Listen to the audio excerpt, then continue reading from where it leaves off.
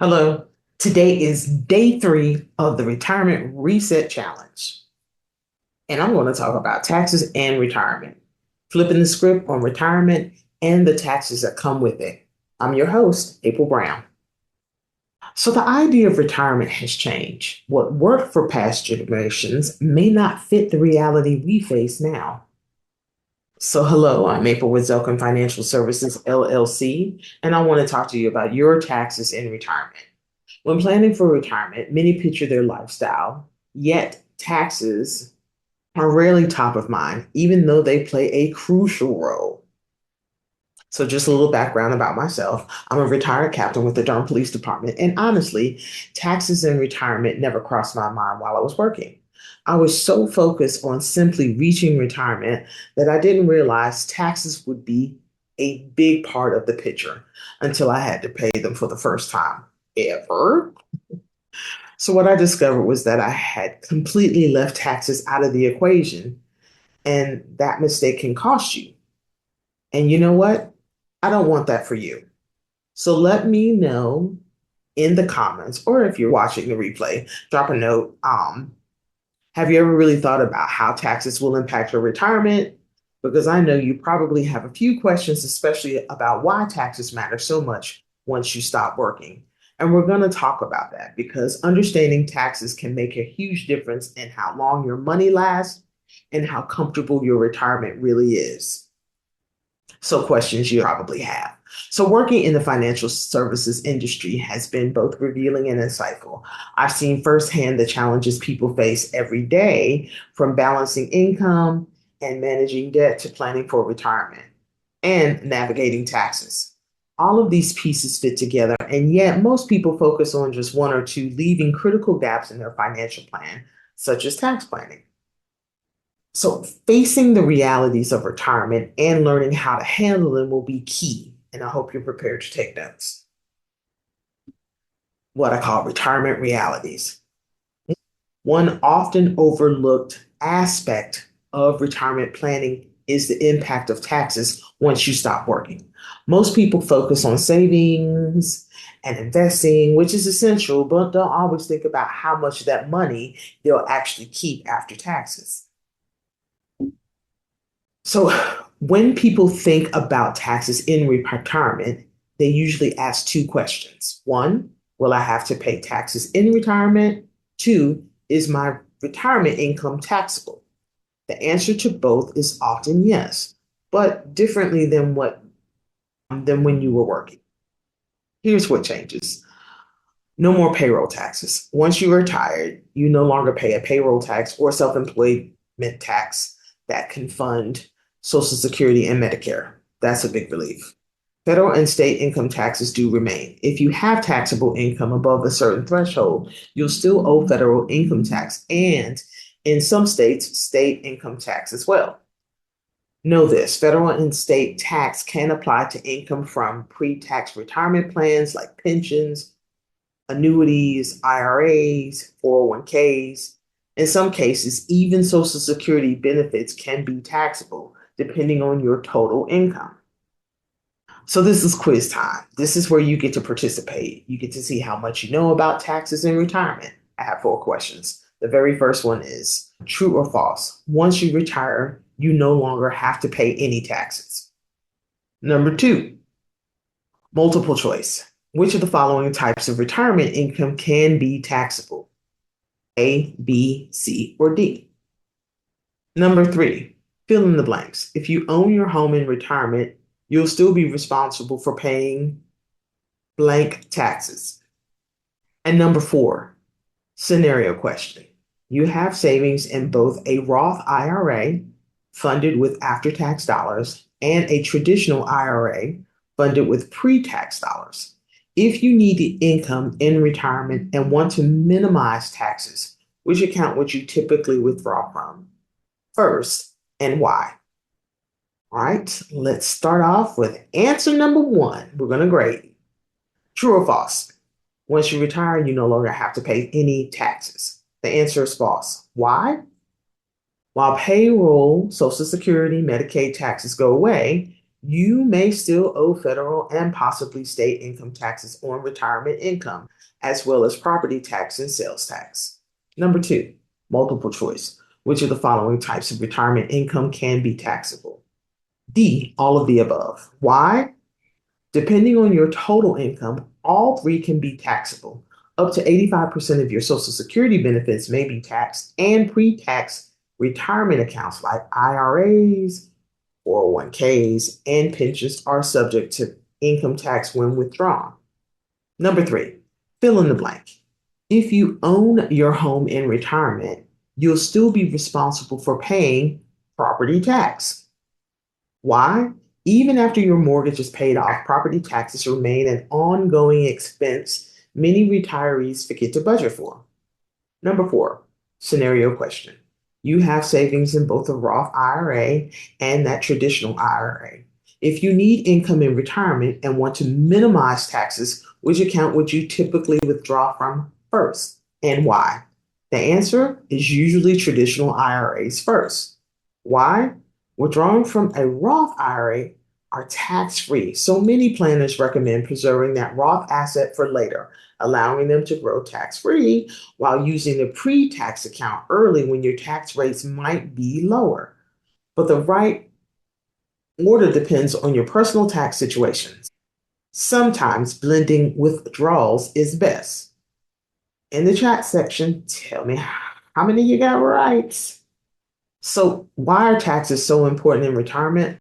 All right, so when it comes to retirement, most people think about income, investment, or lifestyle.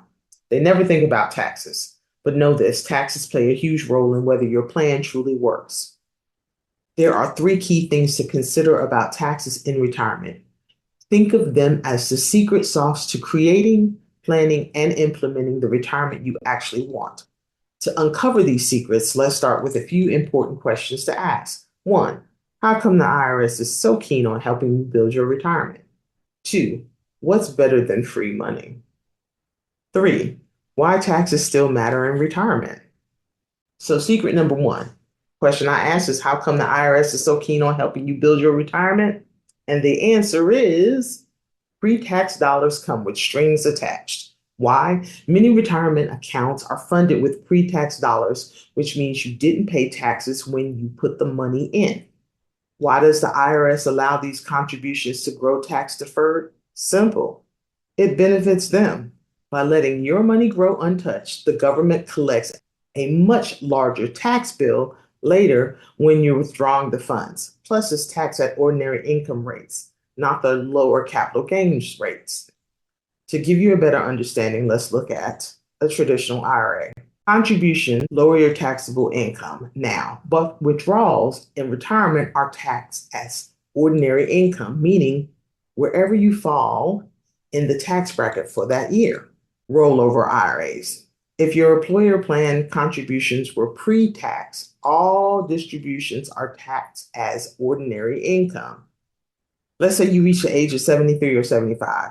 You will be forced to withdraw something called RMDs, that are known as required minimum distributions. That happens with traditional IRAs, 401ks, and simple IRAs, just to name a few. So know this, RMDs withdrawals are fully taxable and could increase your tax bracket. Good news is that after 2024, Roth 401ks no longer have RMDs under the Secure 2.0 Act. Food for thought. All right, so secret number two, what's better than free money? After tax dollars equals tax-free growth. What do I mean by that? More money because your Roth grows unencumbered. So on the flip side, we have after-tax dollars, most commonly found in both Roth IRAs and Roth 401ks. Here, the big advantage, you already paid taxes on the money before contributing. So qualified withdrawals in retirement are tax-free. Also, that money gets to grow tax-free. Imagine, no matter how big that pot gets, it's all yours. And there are some things you do need to be aware of around Roth accounts. As long as you've held the account for at least 5 years and are over the age of 59 and a half, withdrawals are completely tax-free.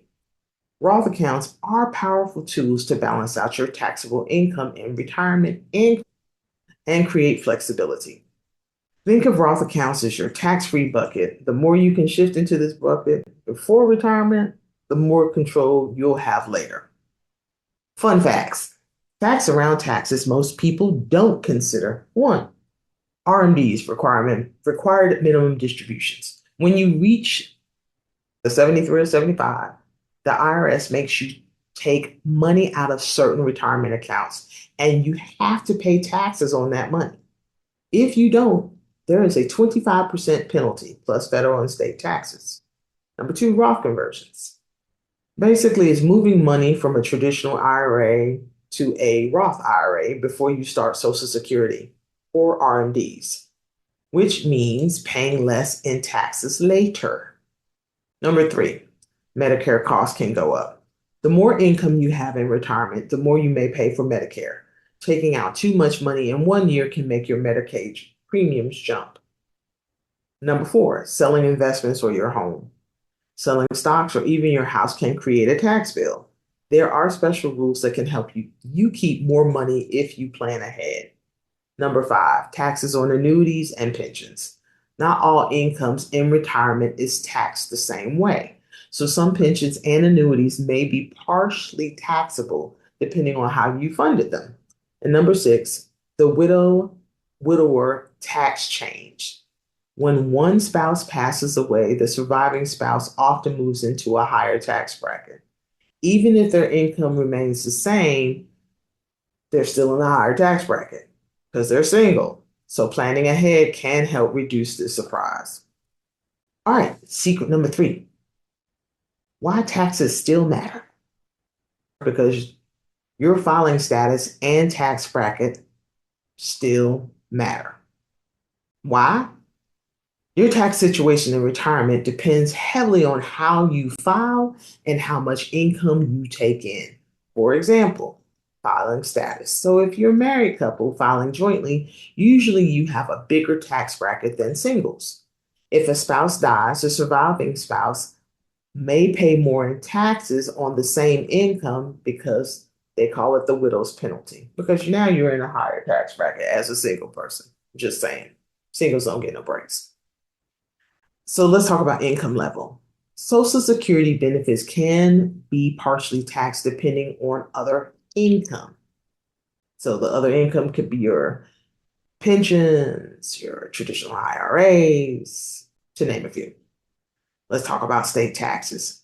Some states tax retirement income, and some don't.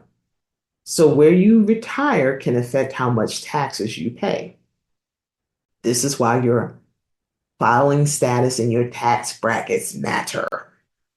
All right, let's talk about it. The bottom line, taxes in retirement aren't something you should wait to think about until you're filing your first return as a retiree. It's too late then. The earlier you plan by diversifying your tax brackets and strategically timing withdrawals and considering Roth conversions, the more likely you are to keep more of your hard-earned money. So retirement is not just about how much you save, but also about how much you keep after taxes. Smart tax planning today can mean a longer lasting, more comfortable retirement tomorrow. So we've reached the end of the Retirement Reset Challenge. Over the past several Fridays, we've considered various topics centered around retirement, and hopefully you've discovered that retirement has many components that deserve thoughtful planning and consideration. So I hope this challenge has helped you gain a clearer perspective on what your ideal retirement looks like. If you haven't already, join my Facebook community, Your Financial Coach in Your Pocket, where I share more financial insights, host new challenges, and provide tools to help you build a strong financial foundation. Thank you so much for joining me for the Retirement Reset Challenge.